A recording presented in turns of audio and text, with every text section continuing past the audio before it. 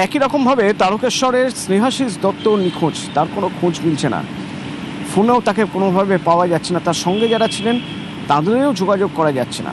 রানা রয়েছেন আমার সঙ্গে। রানা, স্নেহাশিস দত্ত কবে তিনি বেরিয়েছিলেন এবং তিনি কি কৈলাস যাচ্ছিলেন, মানে যে রুট দিয়ে নেপাল থেকে কৈলাসে যায় সেই রুট দিয়ে তিনি কি কৈলাসে যাচ্ছিলেন? কারণ এই রুটটি সবচেয়ে বিপজ্জনক হয়ে পড়েছিল গতকাল। মহাপ্রলয়ের সবচেয়ে বেশি ধ্বংসলীলা প্রায় এই রুটের ওপরেই।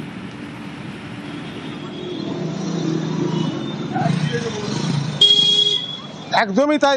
দেখো অতনু, যে মানে নেপালের এবং ইন্দো যে বর্ডার রয়েছে, যে ট্রানজিট পয়েন্ট, সেখানেই কিন্তু ছিলেন এই ইন্দ্রজিৎ দত্ত, যিনি গত 21শে অগাস্ট তিনি গিয়েছিলেন হচ্ছে নেপালের মানে উদ্দেশ্য। ছোটবেলা থেকে তার যেমন মানে বেড়ানো একটা মানে বড় নেশা ছিল, পাশাপাশি ট্রেকিংও মানে তিনি করতেন। ফলে বলা যেতে পারে এক মানে বাঙালি বলতে যেটা বোঝায়, এই যে স্নেহাশিস দত্ত তিনি ভ্রমণ পিপাসু ছিলেন। সেইভাবেই তিনি কিন্তু কৈলাসের উদ্দেশ্যে তিনি একটি 30 জনের টিমের সাথে গিয়েছিলেন। সেখান থেকে ট্যুর অপারেটরও ছিল একজন তারকেশ্বরের বাসিন্দা জয়ন্ত সান্যাল, সেও সঙ্গে গিয়েছিলেন। গতকাল যে ছবি আমরা নিউজ 18 বাংলা এক্সক্লুসিভলি মানে দেখিয়েছি, যে ওই ভয়ানক ছবি, যে ট্রানজিট পয়েন্ট, অর্থাৎ নেপাল থেকে যে চীনে যে যাবে, অর্থাৎ মানস সরোবর কৈলাস দেখতে গেলে সেইখানে কিন্তু তাদের ভিসা করাতে হবে, ইমিগ্রেশনের জন্যই কিন্তু তিনি অপেক্ষায় ছিলেন। গতকাল সকাল 7:30টায় তিনি পরিবারের সাথে কথাও বলেছেন যে খুব ভালো ওয়েদার রয়েছে, আর মানে দুপুরের মধ্যেই আমরা মানে ওই ট্রানজিট পয়েন্ট থেকে ঠিক আমরা মানে ইমিগ্রেশন নিয়ে কিন্তু আমরা চলে যাব কৈলাস। মানে ওনার মানে যাওয়ার কথা ছিল তার আগের দিন, কোনো কারণে মানে তিনি অভিবাসন দপ্তর থেকেও মানে যেহেতু অনুমতি পাননি, তাই গতকাল রওনা দেওয়ার জন্য প্রস্তুতি নিচ্ছিলেন। শুধু তাই নয়, পরিবার সূত্রে যেটা জানিয়েছেন যে ওইখানেই একটি হোটেলও তারা সেখানে ছিলেন। ফলে পরিবারের মধ্যে কিন্তু একটা উৎকণ্ঠা রয়েছে, কারণ মানে কারোর সাথে ফোনে যোগাযোগ করতে পারছে না। কারণ যে ছবি আমরা দেখেছি ধ্বংসলীলা, যেখানে বিভিন্ন ফোনের টাওয়ার পুরো ভেঙে ধ্বংস হয়ে গেছে, কোনোভাবে টাওয়ার নেই সেখানে, তাদের সঙ্গে ফোনে যোগাযোগ করা যাচ্ছে না। ফলে তুমি বুঝতেই পারছো পরিবারের লোক এতটাই উৎকণ্ঠায় রয়েছে যে তাদের কথা বলার যে মানসিক শক্তিটাই কিন্তু অনেকটা কমে গেছে। যত বিভৎসতার ছবি তারা দেখছে, এই যে নেপালের যে ভয়ানক যে মানে চিত্র, যে ছবি আমরা নিউজ 18 বাংলায় গতকাল থেকে মানে দেখিয়ে আসছি, সেই ছবি কিন্তু আরও আতঙ্কিত করে তুলেছে, দুশ্চিন্তা বাড়িয়েছে এই ইন্দ্রজিৎ দত্তের পরিবারে।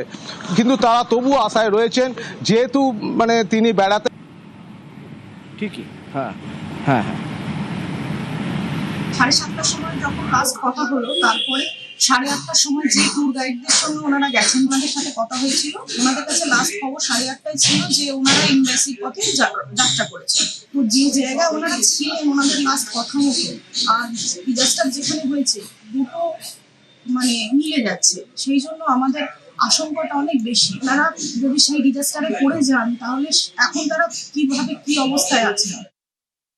21 তারিখে এখান থেকে রওনা দিয়েছিলেন মানস সরোবর যাওয়ার উদ্দেশ্যে। মানে রাস্তায় যাওয়ার আগে আমার সাথে কথা হয়েছে, ওইদিকে যাওয়ার শুরু করার আগে। কিন্তু তারপরে immigration centre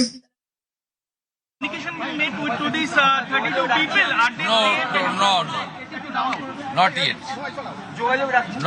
Not yet. One tourist company, they organized it. It's a very pathetic.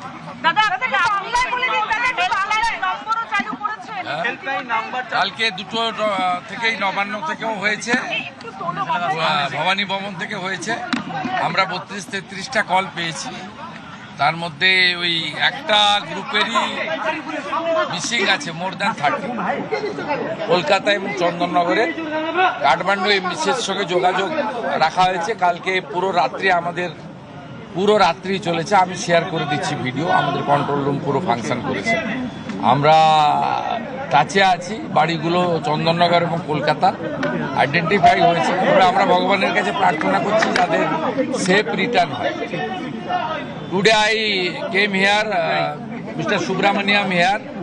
He invested lots of money here, 7,48,000 square feet, new data center, Bay of West Bengal.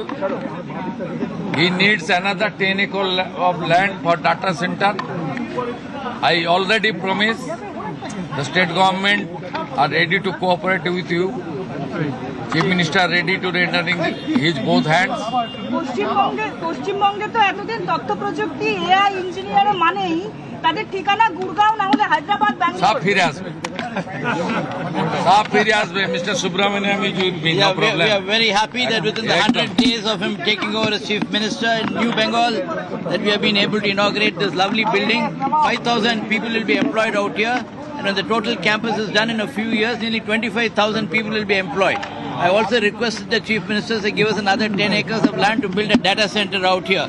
Already declared. It's a really positive environment and we're very happy that we're investing out here, and this building is called Anand Niketan after his suggestion. Thank you. Thank you, thank you. দাদা দাদা দাদা